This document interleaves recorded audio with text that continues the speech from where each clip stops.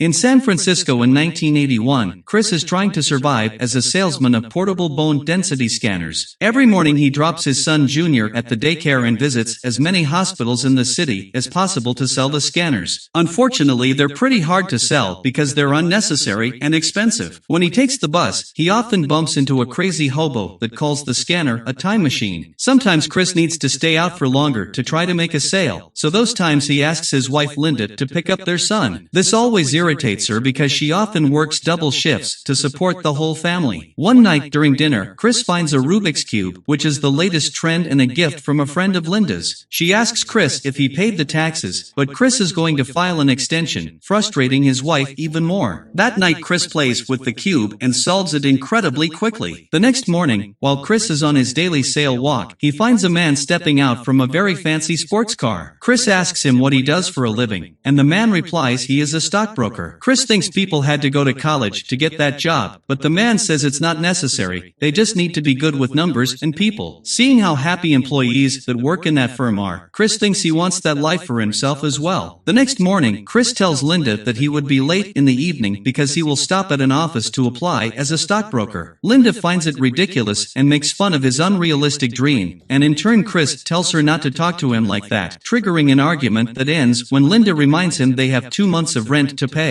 Sometime later, Chris makes his way to a brokerage firm to apply for a job. This firm takes 20 people every 6 months, but only one gets the job. Wanting to look decent, he leaves the scanner to a hippie girl singing on the street, giving her some money to look out for it. Once inside, Chris starts hearing the details of the job and gets the application, but suddenly he notices through the window that the girl is running away with the scanner. Application in hand, Chris immediately leaves and begins chasing her through the city and the station, but the girl escapes by getting into a train. The next day, Chris promises Linda he'll sell the scanner so they don't see it anymore. However, first he heads to the firm to leave the filled-up application. He makes sure to personally deliver it to Resource Department Manager Jay so he can tell him a bit about himself and cause a good impression, but Jay is in a hurry and promises to call later. Afterward, Chris sees the hippie girl and her partner passing by with the scanner. Furious, he begins chasing them as it's revealed that he has spent his entire life savings on those scanners. It's supposed to be a revolutionary machine, but he was not aware that doctors and hospitals would consider them unnecessary luxuries. For Chris, losing a scanner is like losing 1 month of groceries. After lots of running, Chris manages to corner the couple in the bus and takes the scanner back. This means that when he returns home, instead of having sold the scanner he had, now he has 2. Linda finds this very disappointing but doesn't say anything because it's Junior's birthday. The couple has sacrificed a bit of money so they can buy him a basketball and keep him happy, but while Junior is distracted, Linda lets Chris know how angry she is at his lack of responsibility. A month later, Chris goes to see Jay and asks what happened to his application, but Jay is in a hurry. Chris pretends he's going the same way so they can take a taxi together, and once again Chris tries to impress him by talking about his skills. However, Jay is focused on solving his own Rubik's Cube and keeps failing. Frustrated, Chris takes the cube from him and finishes solving it by the time the cab arrives at Jay's destination. Jay is incredibly impressed, yet he leaves the taxi and now Chris has to pay. Obviously, he doesn't have any money, so Chris gets off the car at a signal and runs away, causing the taxi driver to chase him. A desperate Chris runs into the train station and gets into a train, but the train painfully door closes on his hand, making him drop his scanner in the station. This whole deal has delayed Chris' entire schedule, and when he calls Linda to apologize, she's incredibly angry because she missed her shift to pick up Junior, and they needed that money. This is the final straw, so she announces she's leaving and taking Junior with her. Devastated to hear this, Chris runs back to his house, but it's too late. Linda has already left with their son and all her things. At that moment, Chris gets a call from Jay, who tells Chris to write down his secretary's number so that he can call tomorrow and arrange an interview. When Chris can't find a single pen, he does his best to memorize the number, then he rushes to a store nearby to borrow some paper and write the number down. The next morning, Chris goes to the daycare and confronts Linda about what happened. Linda explains she isn't happy anymore, and while Chris can accept her leaving, he won't allow her to take the kid, so they agree to take turns. Without Linda's income, the money situation gets even worse. When the landlord finally gets tired of Chris owing him rent, he comes to ask him to vacate the place in the morning, since he has painters coming in. Chris swears he will pay soon and that he can do the painting himself, so the landlord agrees to give him 1 more week. A few days later, while Chris is painting the walls, 2 policemen arrive home and take him to the station, where he has to pay for all of his parking tickets. Unfortunately, the police officer Yeah, you got to stay until this thing clears. so he has to spend the night in jail. Chris tries to explain he has an interview the next morning, but it falls on deaf ears. With his one call, Chris asks Linda to pick up Junior. The next morning, Chris is freed, but he's almost running late, so he runs to the interview in his shabby clothes. At the there for the last half hour trying to come up with a story that would explain my being here dressed. What would you say if a guy walked in for an interview without a shirt on? And I hired him. What would you say?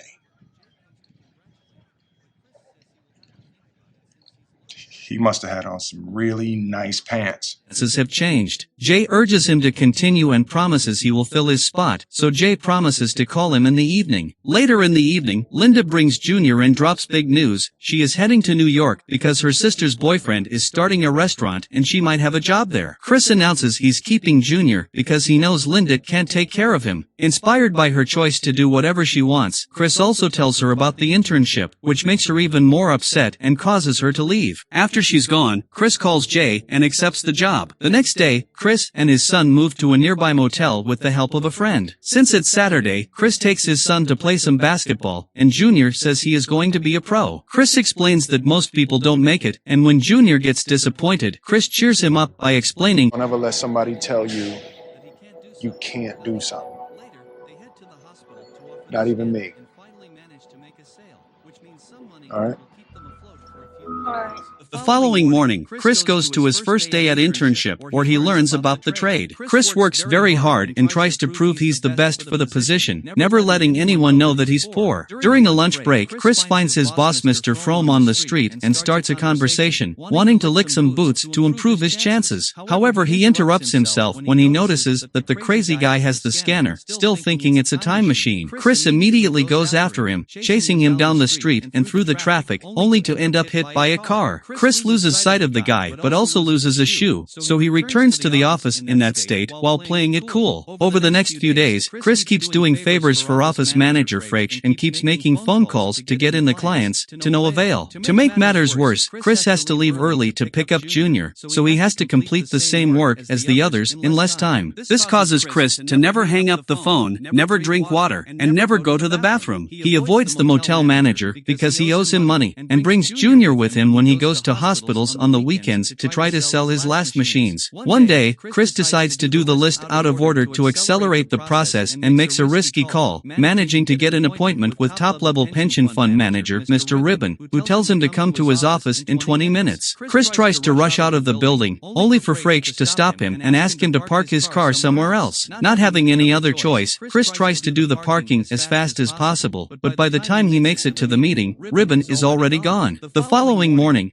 Chris goes to Ribbon's house, pretending he just happens to be in the area. He thanks Ribbon for the opportunity and apologizes again, then he pretends he'll be taking Junior to the football game. Ribbon informs him he's going with his kid too, so he invites Chris and Junior to come with them to his private box. During the game, Chris tries his sales speech on Ribbon, but no matter how much Ribbon admits he likes Chris, he isn't interested. However, Chris gets the cards of Ribbon's rich friends, who show more interest. Weeks pass with Chris doing his best to survive between his internship and the sales of the scanners. However, the day finally comes for the IRS to take money from Chris's bank account for his unpaid taxes, leaving him broke. Desperate, Chris tries to ask an old friend for the money he lent him, but the friend says he already paid him when he helped him move. Chris gets furious, but his friend just closes the door on him. Sometime later, Chris took his son to the park and sees the crazy man with the scanner again. Immediately, Chris goes after him and retrieves his machine, which is in a rather bad state now. Chris cleans it and tries to sell it to the doctor, but unfortunately, the machine isn't working. When Chris and Junior return to the motel, they find their things outside and see the lock has been changed because of the lack of payment. Chris tries to pick the lock and open the window to no avail, meaning they're now homeless. Since his friend still won't open his door, Chris takes Junior to the train station, and while they're waiting for the train, Junior points out that the scanner isn't a time machine like the crazy guy said. Chris tells him that it is and starts a game to cheer Chris up, pretending they travel through time and and can see the dinosaurs. Then Chris announces good cavemen need a cave, so they sneak into the station's bathroom and lock the door. The duo spends the night there on a blanket of toilet paper, and while Junior is asleep, Chris allows himself to cry. The next day, Chris and Junior go to a homeless shelter that rejects them because it's only for women and children, but they get a tip about another one. They run there as fast as they can because the line is long and the spots are limited, getting to the entrance just in time when there are only 4 places left. I was in line. I